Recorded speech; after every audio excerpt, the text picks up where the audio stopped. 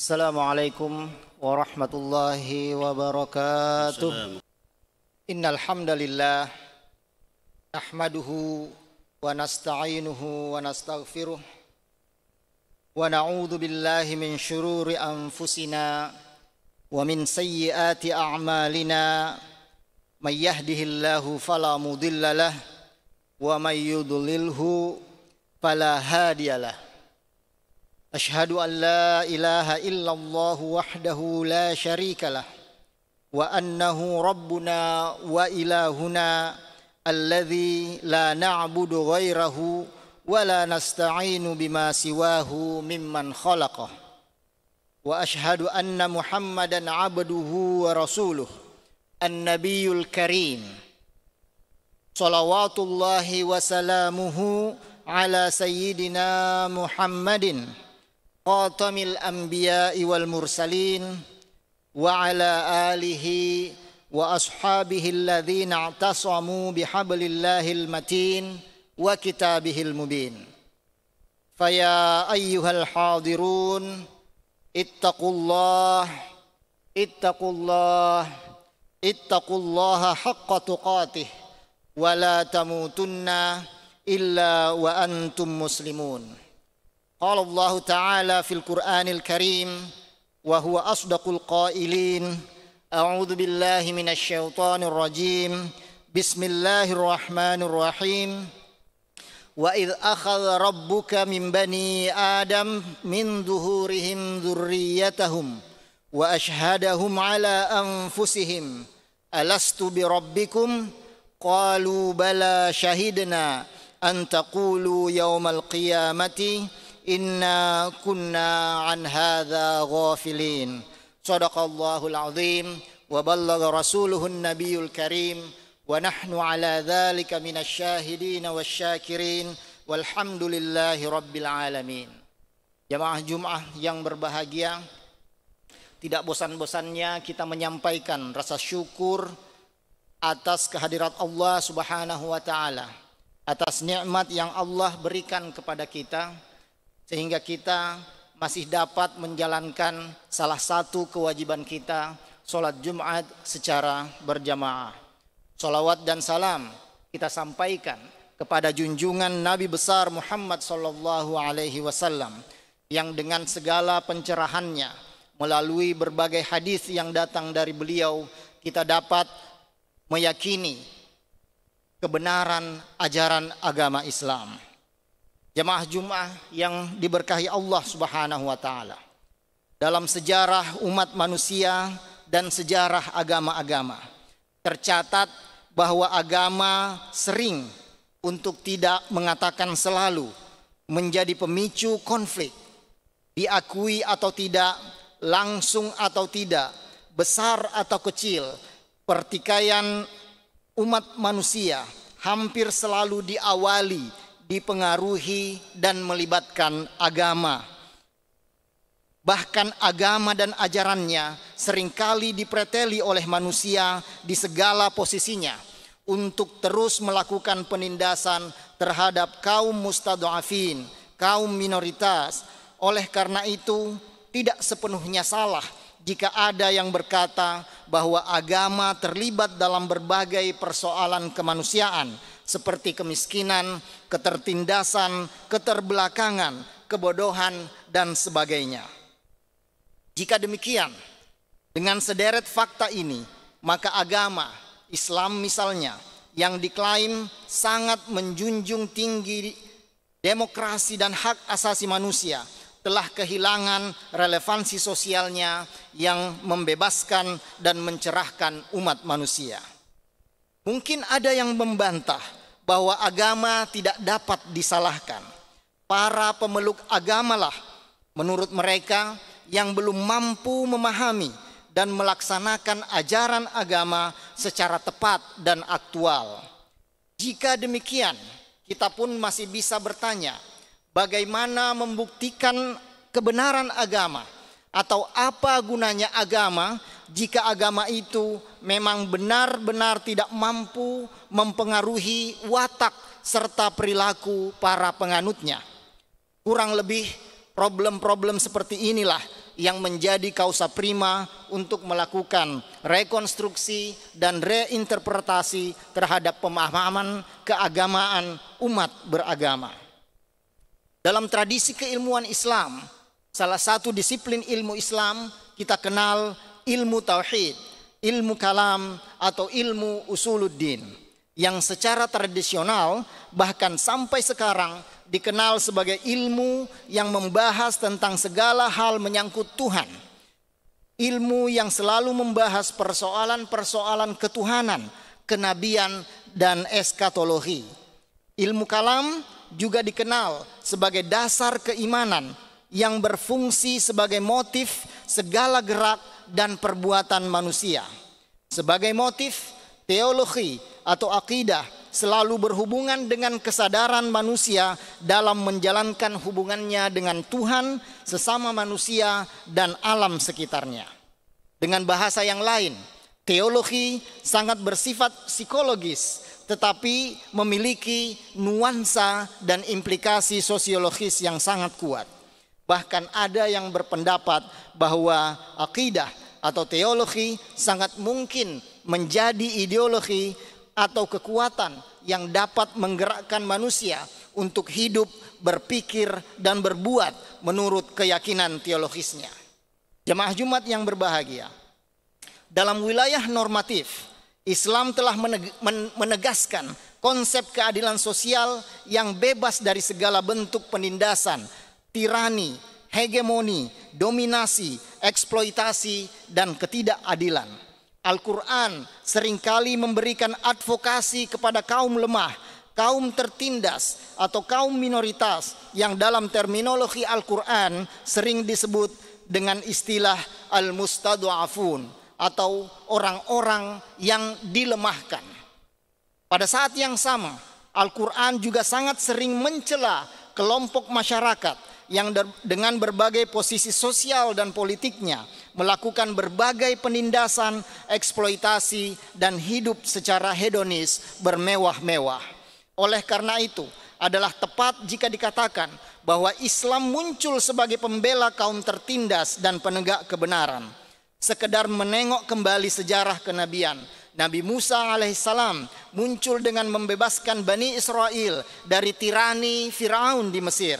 Nabi Isa alaihissalam muncul untuk membela kaum fuqara dan masakin, dan begitu pula Nabi Muhammad SAW juga tidak lepas dari tujuan dan misi nabi-nabi sebelumnya. Jemaah Jumat yang berbahagia, buku-buku sejarah telah menggambarkan bahwa Mekah merupakan salah satu kota perdagangan internasional pada waktu itu. Para pemilik modal telah mengembangkan institusi kepemilikan kapital dan pribadinya, serta membentuk korporasi antar suku untuk mendominasi perdagangan dengan Bizantium. Pada akhirnya, mereka hanya menumpuk kekayaan tanpa distribusi kepada fuqara dan masakin. Belum lagi dengan krisis moral kaum jahiliyah, di mana kaum lemah selalu menjadi objek penindasan. Dalam kondisi seperti itulah Nabi Muhammad SAW muncul. Maka tidak heran jika kelompok masyarakat terbesar yang mengapresiasi dan memberikan dukungan kepada Nabi Muhammad SAW adalah kaum lemah, kaum fuqara, masakin, hamba sahaya, dan kelompok-kelompok tertindas lainnya. Walaupun Nabi Muhammad SAW berasal dari keturunan aristokrat Mekah. Tidak hanya itu, gambaran hidup atau sirah Nabi Muhammad SAW merupakan simbol kesederhanaan, kesahajaan, dan pembelaan terhadap kaum lemah, kaum mustad'afun. Nabi Muhammad SAW lebih memilih model kehidupan sebagaimana yang dialami oleh kaum mustad'afin lainnya. Sabda-sabda beliau selalu memberikan dukungan kepada kaum tertindas dan teraniaya, dan dalam waktu yang sama memberikan perlawanan pada yang korup dan hegemonik, memberikan celaan kepada orang-orang kaya yang mengeruk kekayaan dengan memanfaatkan orang-orang lemah. Itulah sebabnya beliau pernah dan selalu dijuluki sebagai Abul Masakin, bapak dari orang-orang miskin. Dengan ilustrasi semacam ini adalah tidak keliru jika dikatakan bahwa selain membebaskan manusia dari segala bentuk penghambaan kepada selain Allah Subhanahu wa taala, atau yang biasa dikenal dengan istilah tauhid uluhiyah, Nabi Muhammad sallallahu alaihi wasallam juga diutus untuk membebaskan manusia dari segala bentuk penindasan. Bahkan pembebasan manusia dari segala bentuk penindasan merupakan konsekuensi logis dari pembebasan manusia dari peribadatan kepada selain Allah Subhanahu wa taala. Jamaah Jumat yang berbahagia, secara formal seorang dianggap muslim jika ia mengucapkan syahadatain. Dalam syahadatain itu terdapat kalimat la ilaha illallah, yang jika dirinci lebih jauh, kata la ilaha illallah berarti tidak ada Tuhan melainkan Allah. Kalimat tersebut merupakan negasi atau penafian secara mutlak dan total terhadap adanya Tuhan selain Allah Subhanahu wa taala. Kalimat itu menolak secara bulat adanya penghambaan manusia sesama manusia, menolak penghambaan manusia terhadap segala hal selain Allah Subhanahu wa taala. Dari kalimat itu tersirat bahwa semua manusia sama dan sederajat. Tidak ada kelebihan atau kemuliaan sekelompok manusia dengan identitas gender, suku, ras, dan keturunan. Rasulullah Shallallahu Alaihi Wasallam bahkan pernah menegaskan bahwa tidak ada kelebihan atau kemuliaan orang-orang Arab dari orang-orang non-Arab. Begitupun sebaliknya, tidak ada kelebihan orang asing melebihi dari orang Arab. Al-Quran menegaskan yang membedakan manusia hanya tingkat ketakwaannya. Doktrin Tauhid merupakan doktrin pokok dalam teologi Islam. Tauhid atau akidah merupakan penggambaran dari keesaan Tuhan, keesaan dan kebenaran eksistensi Tuhan, kemudian terejawantah dalam proses kesaksian atau syahadah manusia pada saat kelahirannya. Wa idh akhadha rabbukum min bani Adam min zuhurihim dzurriyyatahum wa ashhadahum ala anfusihim alastu bi rabbikum qalu bala syahidna an taqulu yaumal qiyamati inna kunna an hadza ghafilin. Dan ingatlah ketika Tuhanmu mengeluarkan dari sulbi tulang belakang anak cucu Adam keturunan mereka, dan Allah mengambil kesaksian terhadap roh mereka seraya berfirman, bukankah aku ini adalah Tuhanmu? Mereka menjawab, betul, Engkau Tuhan kami, dan kami bersaksi kami lakukan yang demikian itu agar di hari kiamat kelak kamu tidak mengatakan sesungguhnya ketika itu kami lengah terhadap hal ini. Dalam proses kesaksian itu muncul pula kesadaran dan atas kesatuan penciptaan, yaitu bahwa secara teologis seluruh yang ada di alam ini diciptakan dari dan oleh yang satu, yakni Allah Subhanahu wa taala, dan pada akhirnya semua manusia bergerak menuju muara dan akhir yang sama, akhir yang satu, yaitu Allah Subhanahu wa taala. Inilah salah satu maksud ungkapan inna lillahi wa inna ilaihi raji'un. Dengan kesadaran kesatuan penciptaan itu pula akan muncul kesadaran untuk melindungi dan menghargai segala sesuatu di luar diri manusia seperti alam dan lingkungan sekitar kita. Oleh karena itu, semua manusia adalah sama dan sederajat dalam tauhid. Dengan demikian, tauhid atau iman secara tegas menolak segala bentuk penindasan dan diskriminasi antara manusia oleh manusia lainnya. Begitu pula tauhid menolak segala bentuk eksploitasi terhadap alam yang cenderung merusak tata ekosistem dan ekologi. Dalam konteks ini pula, manusia sebagai khalifatullahi fil ard menemukan signifikansi dan wilayah aktualisasinya. Dengan demikian, tauhid atau iman tidak hanya diarahkan secara vertikal untuk membebaskan manusia dari kesesatan dalam bertuhan, tetapi juga diarahkan secara horizontal untuk membebaskan manusia dari mempertuhankan sesuatu seperti diri ketika menindas orang lain. Dengan perspektif seperti ini, iman menuntut konsekuensi praksis, yaitu pembebasan kaum mustadhafin. Jamaah jumlah yang berbahagia, hal sebaliknya juga berlaku dalam terma kufur atau kafir. Kufur tidak hanya bermakna penolakan terhadap ide keesaan Tuhan. Kufur juga dapat dialamatkan pada mereka yang suka menindas sesama manusia, walaupun secara formal ia mengakui eksistensi Tuhan. Orang yang secara formal menyatakan keimanannya, tetapi pada saat yang sama selalu mempertuhankan hawa nafsunya, menimbun kekayaan, menindas orang lain, hidup bermewah-mewah tanpa peduli dengan fakir miskin, mereka juga dapat memasuki wilayah kufur. Al-Quran menyebut mereka dengan golongan orang-orang yang mendustakan agama, sebagaimana yang disebut dalam surah Al-Ma'un. Dalam konteks ini pula, Al-Quran menjelaskan kategori kafir dengan golongan yang menjadikan agama sebagai senda gurau dan tertipu oleh kemegahan dunia. Dalam surah Al-A'raf ayat 50 dan 51, Allah berfirman, "Wa nada ashabun nari ashabal jannah an afidu alaina minal ma' aw mimma razaqakumullah qalu innallaha harramahuma 'alal kafirin." Para penghuni neraka menyeru para penghuni surga, "Tuangkanlah sedikit air kepada kami atau rezeki yang Allah karuniakan kepadamu." Penduduk surga menjawab, "Sesungguhnya Allah telah mengharamkan kedua hal tersebut bagi orang-orang kafir." Siapa yang dimaksud dengan orang-orang yang kafir di sini? Dalam ayat berikutnya Allah jelaskan, alladzina ittakhadhu dinahum lahwa wa la'iba wa gharrathumul hayatud dunya fal yawma nansahum kama nasu liqa'a yaumihim hadza wa ma kanu biayatina yajhadun.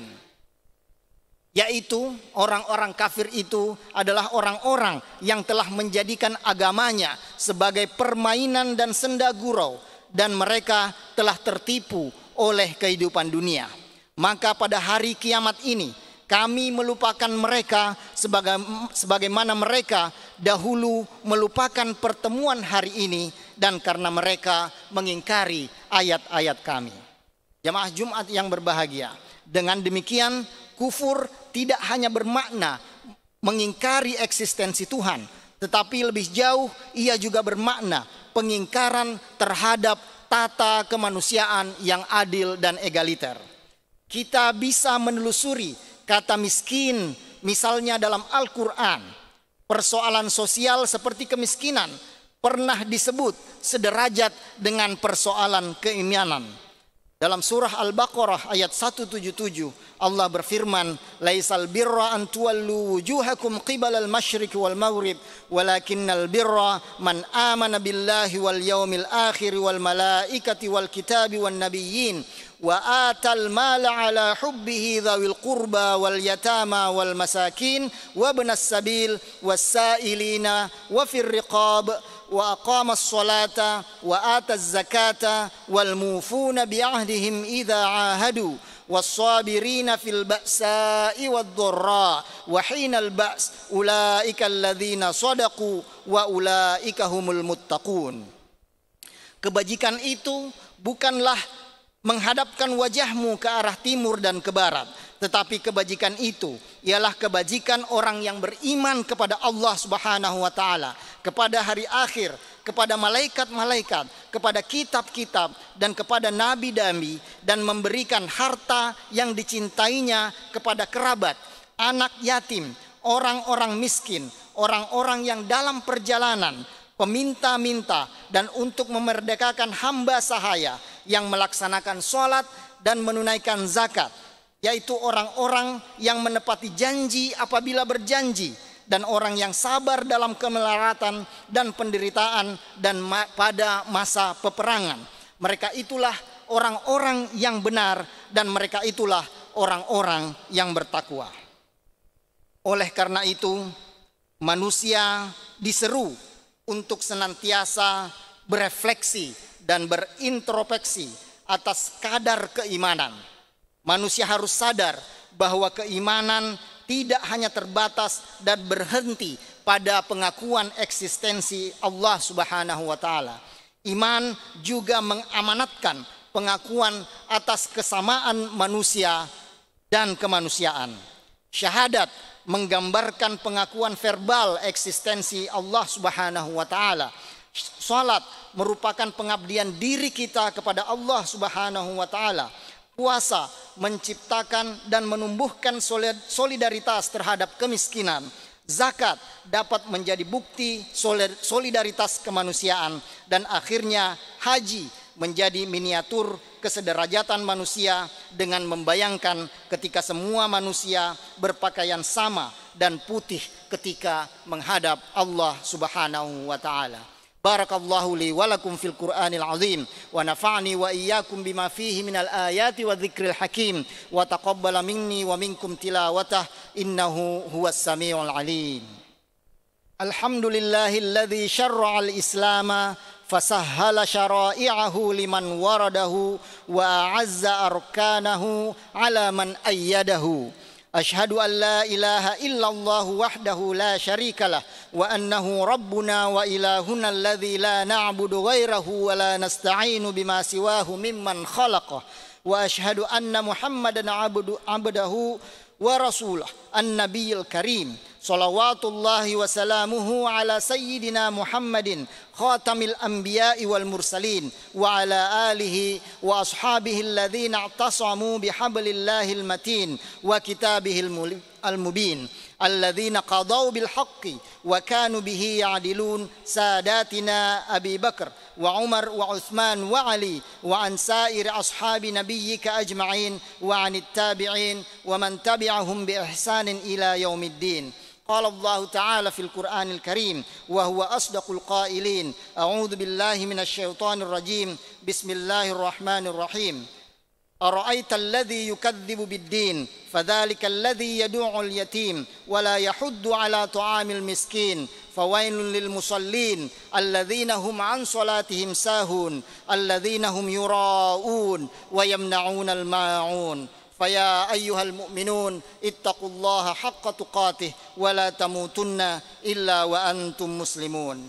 إن الله أمر بأمر بدأ فيه بنفسه وثنى بملائكته المسبحة لقدسه وثلث بكم أيها المؤمنون إن الله وملائكته يصلون على النبي يا أيها الذين آمنوا صلوا عليه وسلموا تسليما. اللهم صل على سيدنا محمد وعلى آل سيدنا محمد كما صليت على سيدنا إبراهيم وعلى آل سيدنا إبراهيم كما باركت على سيدنا إبراهيم وعلى آل سيدنا إبراهيم في العالمين إنك حميد مجيد.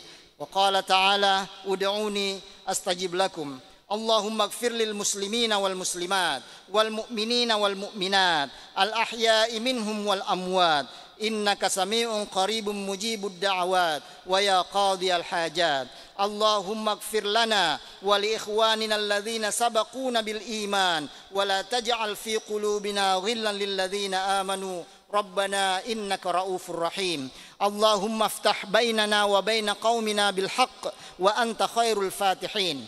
اللهم إنا نسألك علما نافعا ورزقا طيبا وعملا متقبلا. اللهم أعز وانصر الإسلام والمسلمين وأعل كلمتك إلى يوم الدين. اللهم آمنا في دورنا وأصلح ولاة أمورنا. اللهم ادفع عنا الغلاء والوباء والزلازل والمحن وسوء الفتن ما ظهر منها وما بطن عن بلدنا هذا خاصة وعن سائر البلاد عامة يا رب العالمين. ربنا آتنا في الدنيا حسنة وفي الآخرة حسنة وقنا عذاب النار وصلى الله على نبينا محمد وعلى آله وصحبه ومن تبعهم بإحسان إلى يوم الدين إن الله يأمر بالعدل والإحسان وإيتاء ذي القربى وينهى عن الفحشاء والمنكر والبغي يعظكم لعلكم تذكرون فاذكروا الله العظيم يذكركم